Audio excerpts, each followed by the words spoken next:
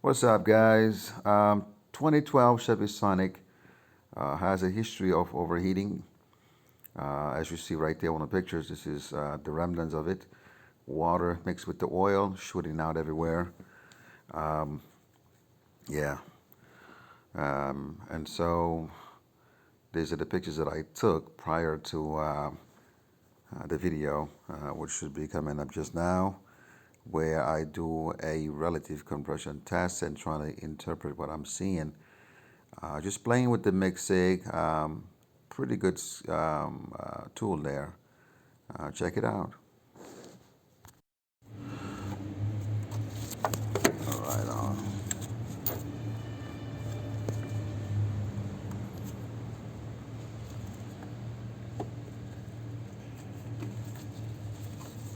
Yeah, that's not looking good there.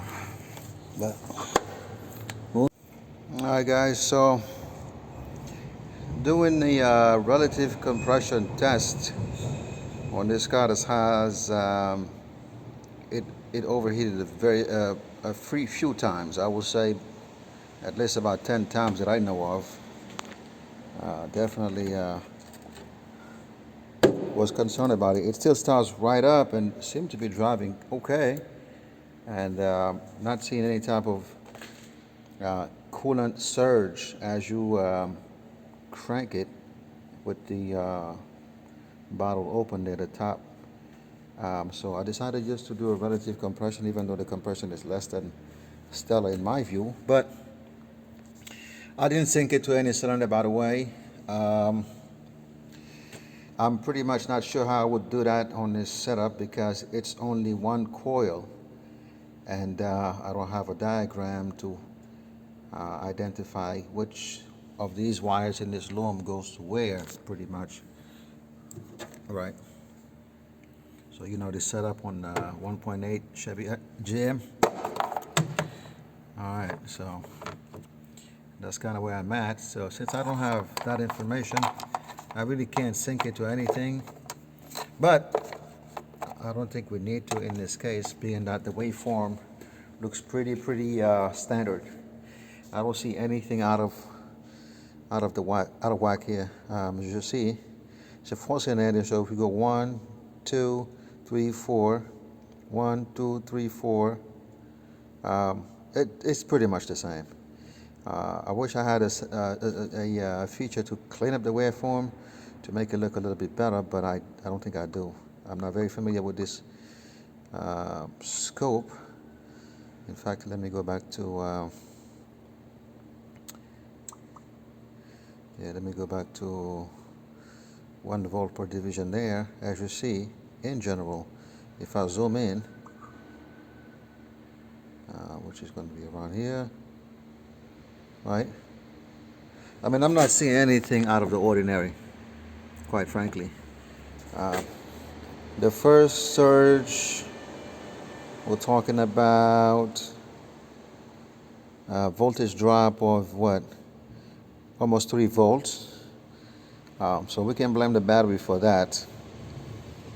This basically is just I AC coupled it. I'm gonna show you the setup, by the way, because that's important. There go my setup, if it'll focus. So this is AC coupled. I'm just basically measuring voltage right now, right? That's it. No amp probe or nothing like that, just voltage. And I inverted it, as you see right there. So that's why it shows like a, an amp clamp signal basically. But it's not an amp clamp signal. This is actually AC inverted.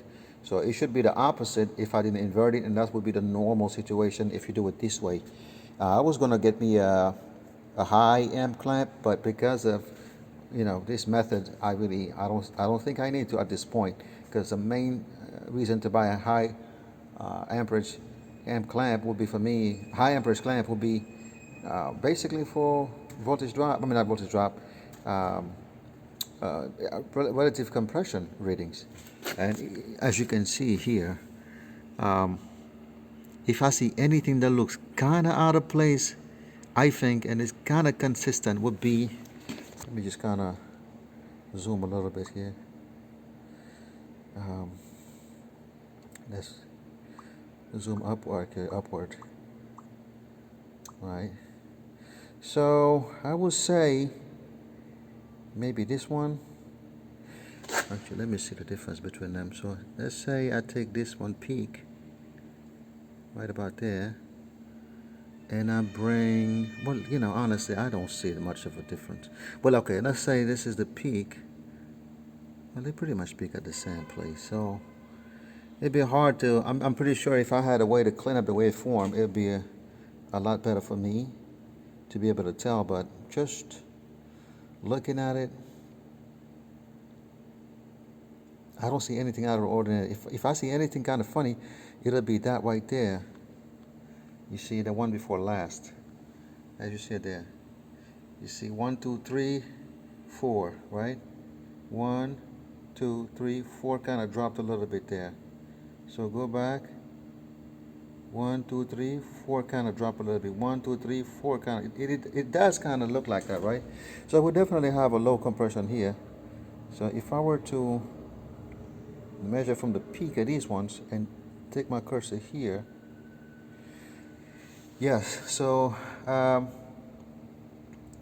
will see a delta of 95 millivolts. Okay. Now I don't know the conversion tables between that and basically, if I can convert it in pressure, I might have to look it up and be able to do the math myself. But that's the delta that I'm seeing, 95 millivolt difference in the drop between these other ones. They look kind of consistent, and this one looks kind of a little bit shaky. But again, we don't know which cylinder is producing that because I cannot sync it. I think the best thing for me would be at this point to go ahead and do a in-cylinder pressure test using the just a regular method of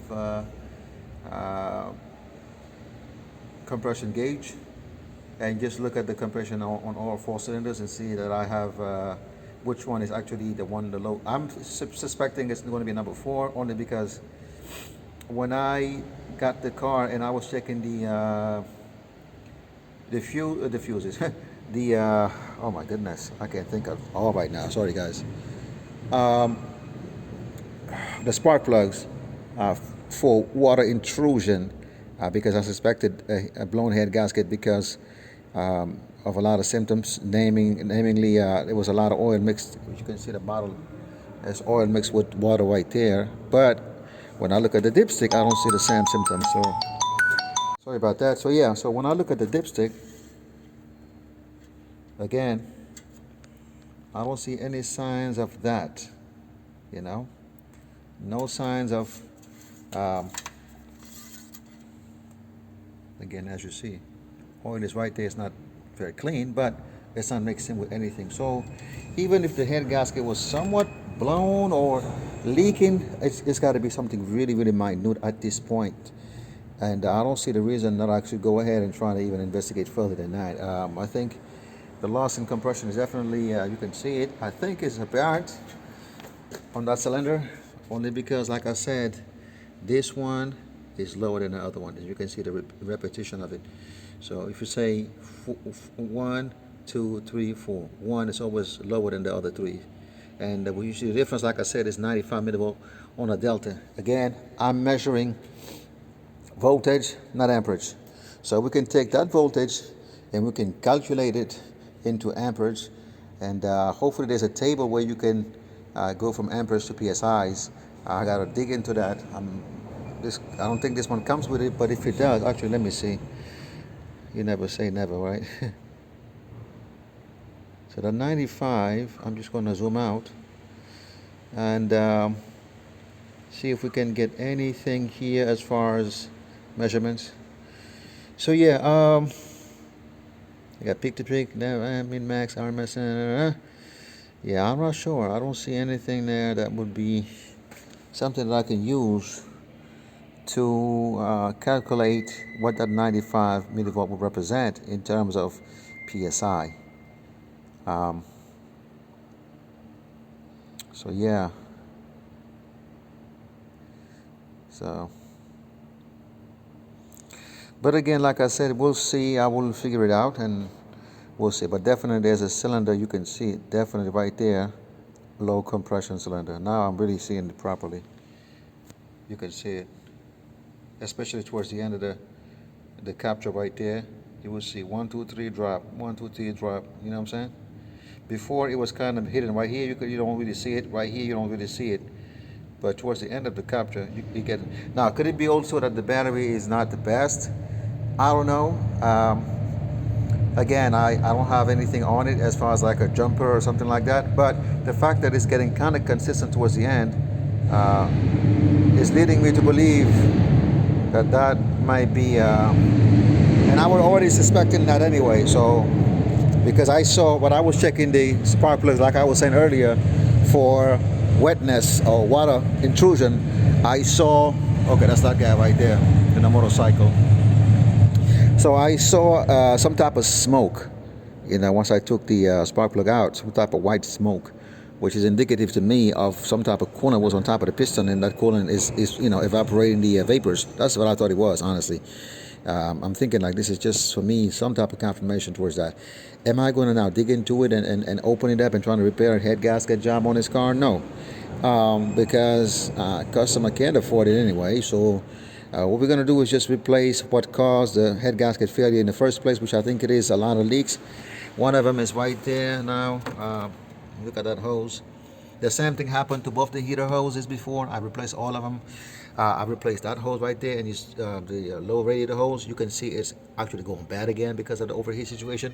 And I replaced this one too. This one is still holding up pretty okay so far. So we're gonna, and the thermostat, by the way, I broke the sensor because I was trying to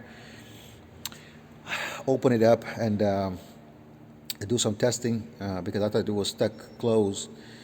So I messed up there. But anyway, long story short, we're going to just replace the water pump.